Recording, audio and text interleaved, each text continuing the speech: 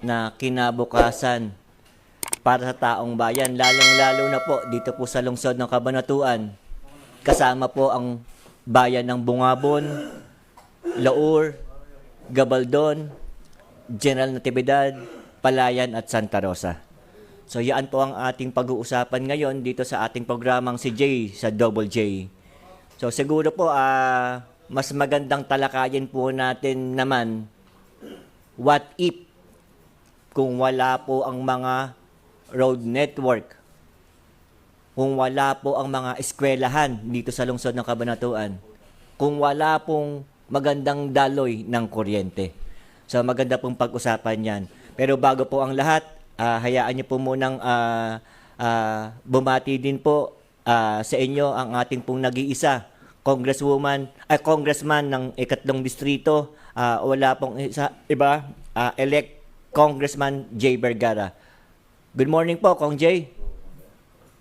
Hi, good morning. Nakakatuwa ka naman. Ginawa mo kung congresswoman. Sabagay, ang congresswoman pa ngayon, ang congressman pa ngayon ay si Ria. At Tama po. sa June 30 pa tayo magkakaroon ng officially na tayo papalit ng June 30 at the stroke of 12 o'clock, high noon. So, magandang umaga po sa inyo, kay Benji, good morning, listening from London, kay Tess, kay Mallory, mga matatag ng kasama ko sa buhay na umuwi pa para tumulong sa kampanya at nakakatuwa naman na kayo po ay hindi nagsasawa sa pagpanood at napakaraming puro sa aking mga ekspresyon ay nagustuhan ng mga kabataan tulad nung sabihin ko na, oh baby, Hira. Nag-trending po yun. Nag-trending na 2.4 million na ata. Yes po. Yung views. 2.4 million po. 2.4 na. Hindi ko maisip. At nakakatuwa at talagang trending. Sabi nga nung iba, one more time, baby. Sabi ko, no more time, baby.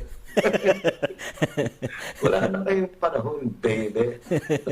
No more time. Time's up, baby. Time's up, baby. Kasi hindi mo matanggap Hindi mo matanggap. Nasabi mo, one more time. Papanik na nga Papanikin na kayo. Nang matapos na itong kalokohan na ito, one more time doon 30,000 lang naman po POJ yung lamang sa Cabanatuan. Mukhang kokonti po yata. 30,000. 32. 30. Magre-reklamo pa yan sa Comelec. Yun ang ugali Yun ang masamang ugali na hindi dapat matutunan ng mga bata. Yung mga bata ngayon, from 18 years old to 40 years old, dapat naintindihan nila na merong pagkapanalo, may pagkatalo. Tama po. At hirap ang buhay at saka merong ginawa ang buhay. At hindi lahat ay nadadaan talaga sa pananalapi, sa pera. Ang pinaka-importante talaga ay relasyon sa kapwa-tao. Tama po. Yan ang yung number one na sinasabi. Kaya yung isa naman, idol na idol kasi ito, ang ginawa, nag-flag racing, sinabi may ginawa raw siya sa Nueva Ecija. Mukhang wala Ako 27 taon na akong pinagsilbi ng lungsod ng Cabanatuan. At ginawa pa nilang akong congressman. Alam nyo, kung may magagawa ka talaga, gawin mo na. Kung ano ating mga bypass road na pilit na ginagaya, wala namang magaya. Yan sa katotohanan lang.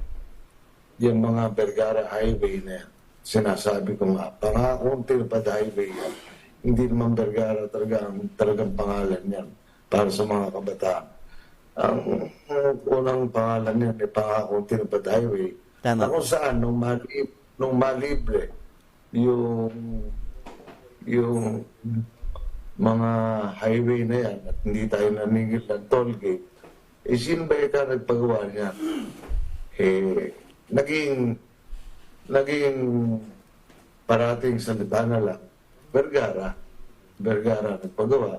So, tinawag na Vergara Highway. May 40 kilometers yan. At yan sukat na sukat natin. At pahaba pa. Dahil marami pa tayong gagawin.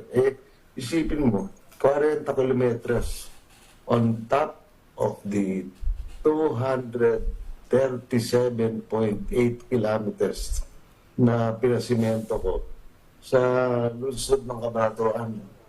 Dahil yun ang dinatnang ko ninyo, 305 kilometers ang hindi Ang kailangan. simentado sa lungsod ng Cabanatuan.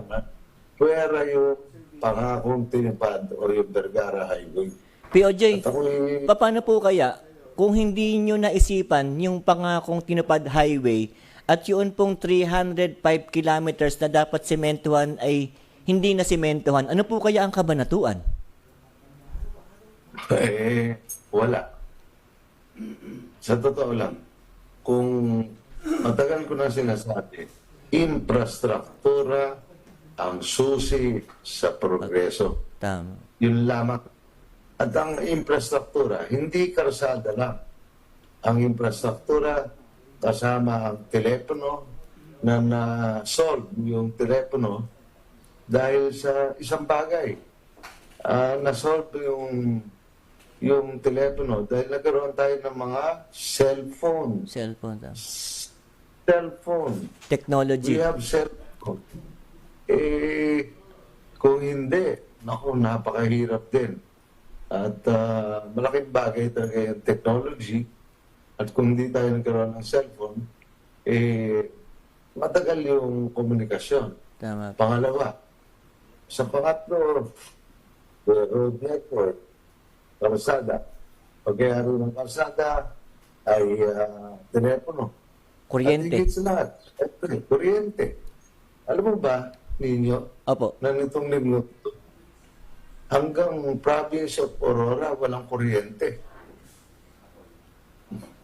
Sa, Nitong linggo na to. sa lungsod po sa atin po ano lang 6 hours lang po sa atin Tapos scheduling, hindi po buong lungsod. Maghapon, magdamag, wala silang kuryente. Kaya nga, ang sinasabi ng iba, napaka-inam inisip at pinag-isipan na yung Vergara, yung kuryente ay iniligay sa ayos sa Cabanatuan.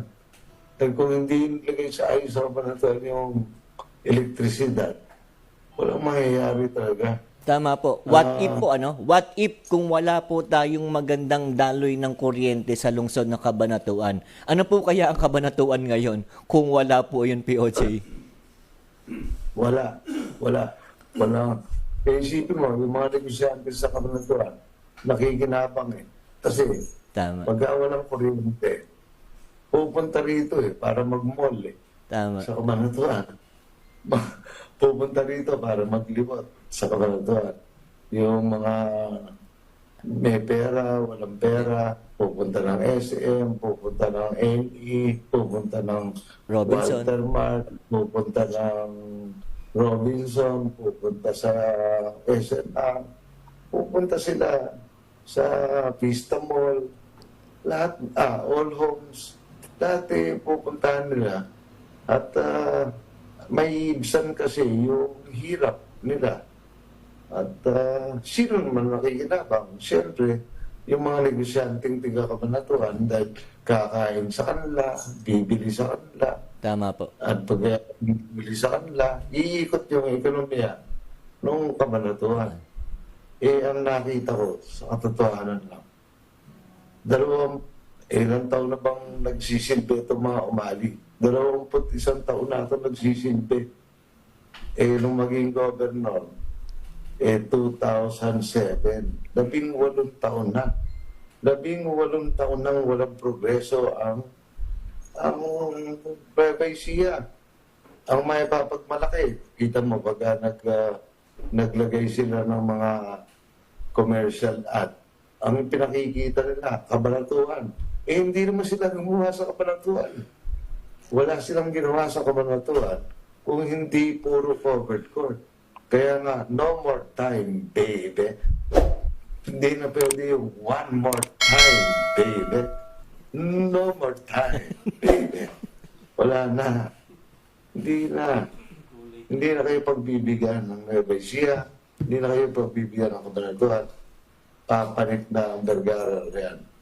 Sabi niyo nga po, POJ, 6-0 na po, ano? 6-0 na po ba? Kasi maintindihan ng tao. Kung may maipapagawa ka, kung meron kang masusi at marugdog na damdamin para ikaw, pinanumpaan mo. Ang panunumpa mo, simple. Ang sinasabi mo ay isang bagay. Sisikapin ko sa abot ng aking makakaya na itataas ko ang antas ng pamumuhay ng aking pinagsisilbihan.